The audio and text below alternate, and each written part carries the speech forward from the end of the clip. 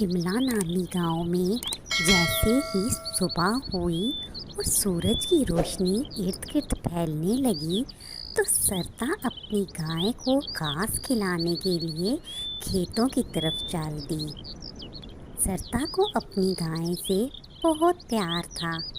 सरता की अपनी कोई औलाद ना थी। वो अपनी गाय को प्यार से मोती कहती थी। उसने मोती को बड़े ही प्यार से पाला था। मोती ने भी सरता का हर मुश्किल में बहुत साथ दिया। मोती के दूध से जो पैसे होते उससे सरता का गुजर बसर आसानी से हो जाता। जब सरता जवान थी तो वो अपनी गाय के लिए खुद ही खेतों से घास लेकर आती थी, लेकिन अब वो बूढ़ी हो गई थी, इसलिए वो अपनी गाय के साथ खुद ही आहिस्ता आहिस्ता चलकर खेतों की तरफ आती और फिर जितनी देर मोती घास खाती सरता पास बैठी देखती रहती। और जब गाय सैर होकर खा लेती तो वो आकर सरता के पास खड़ी हो जाती। सरता समझ जाती कि अब मोती का पेट भर चुका है और फिर वो उसे लेकर घर की तरफ आ जाती। रास्ते में जो नदी आती सरता नदी के पास रुक जाती और मोती आगे बढ़कर पानी पी लेती। सरता और मोती का साथ एक माँ बेटी का था। मोती भी सरता को तंग नहीं करती थी और चुपचाप सरता के पीछे पीछे आराम आराम से चलती रहती।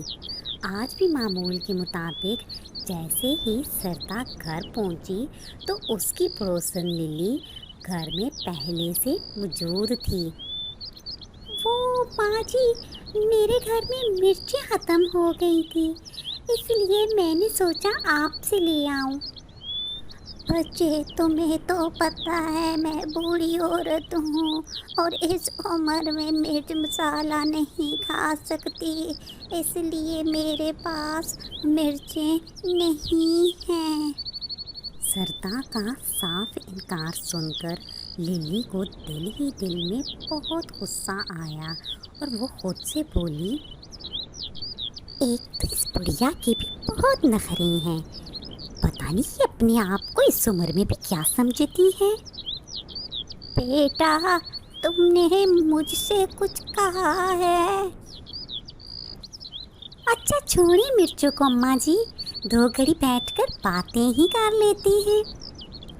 माफ़ करना बेटा, ये मैं इस वक्त थकी हुई खेतों से आई हूँ और ये मेरे आराम का वक्त है। अगर आप थक गई हैं अम्मा जी तो मैं आपके पाँव दबा देती हूँ। नहीं बेटा, इसकी ज़रूरत नहीं, मैं बस अब आराम करना चाहूँगी। सरता का टिका सा जवाब सुनकर लिली को बहुत गुस्सा आया, लेकिन वो जल्दी से बोली, माँ जी, ये उम्र आपकी आराम करने की है। अगर मोती आपको बहुत तंग करती है तो इसको मुझे दे दें, मैं इसकी अच्छे से देखभाल करूँगी और इसका बहुत ख्याल रखूँगी। भला कोई माँ भी अपनी औलाद से तंग आती है बच्चे।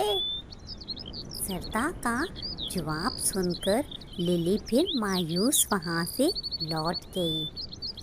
लिली के जाने के बाद सरता ने जल्दी से दरवाज़ा बंद किया और आकर मोती के पास बैठ गई, क्योंकि वो जानती थी कि उसके सारे पड़ोसी इस इंतज़ार में थे कि कब सरता मरे और वो मोती को अपने साथ अपने घर ले जाएं।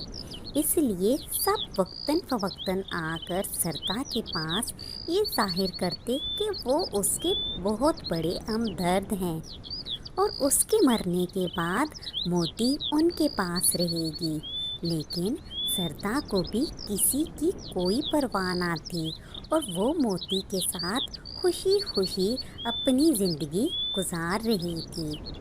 اگلے دن جیسے ہی صبح ہوئی تو سردا نے محسوس کیا کہ موتی کی طبیعت کچھ ٹھیک نہیں ہے۔ اب اس نے موتی کا ماتھا چھوا تو اسے محسوس ہوا کہ موتی کو ہلکا ہلکا بخار ہے۔ میرے بچے، تمہیں تو بخار ہو رہا ہے، لیکن کھانا کھانا بھی ضروری ہے۔ ایسا کرتے ہیں، آج جلد ہی کھیتوں سے لوٹ آئیں گے اور پھر تم ڈھیر سارا آرام کر لینا اور پھر صبح تک میری بچی ٹھیک ہو جائے گی۔ اور پھر سردا موتی کو ساتھ لیے کھیتوں کی طرف چل دی۔ کھیتوں میں پہنچ کر موتی معمول کے مطابق گھاس کھانے لگی۔ تھوڑی ہی دیر گزری تھی کہ آسمان پر ہر طرف بادل چھا گئے۔ آسمان پر چھاتے کالے بادلوں کو دیکھ کر سردا موتی سے بولی، موتی، مجھے لگتا ہے آندھی اور طوفان آنے والا ہے۔ اس سے پہلے کہ بارش شروع ہو جائے، ہم دونوں ماں بیٹیوں کو گھر چلے جانا چاہیے۔ یہ کہہ کر وہ موتی کو ساتھ لیے گھر کی طرف چل دی۔ اتنے میں بارش شروع ہو گئی اور وہ دونوں ماں بیٹی بارش میں بھیگتی رہی۔ اس طرح بارش میں بھیگتے بھیگتے وہ دونوں گھر پہنچی۔ بڑھاپے کی وجہ سے سردا کو شدید ٹھنڈ لگ گئی اور وہ گھر آتے ہی بستر پر لیٹ گئی۔ موتی، جس کی طبیعت پہلے سے خراب، وہ بھی اپنی جگہ پر جا کر لیٹ گئی۔ ادھر جب رات ہوئی تو تیز بخار کی وجہ سے موتی کی طبیعت مزید بگڑ گئی، لیکن اس نے سردا کو تنگ نہیں کیا اور چپ چاپ اپنی جگہ پر بیٹھی رہی۔ اسی طرح بیٹھے بیٹھے وہ سو گئی۔ جب صبح سردا کی آنکھ کھلی تو بخار سے اس کا بھی برا حال تھا۔ اس نے موتی کو پکارا، موتی، موتی، لیکن اسے اپنی پکار کا کوئی جواب نہ ملا۔ وہ اٹھ کر موتی کے پاس گئی، موتی، موتی بچے اٹھو، لیکن موتی پھر بھی کچھ نہ بولی۔ موتی کو اپنی آنکھوں کے سامنے بے جان دیکھ کر سردا بھی وہیں زمین پر گر گئی۔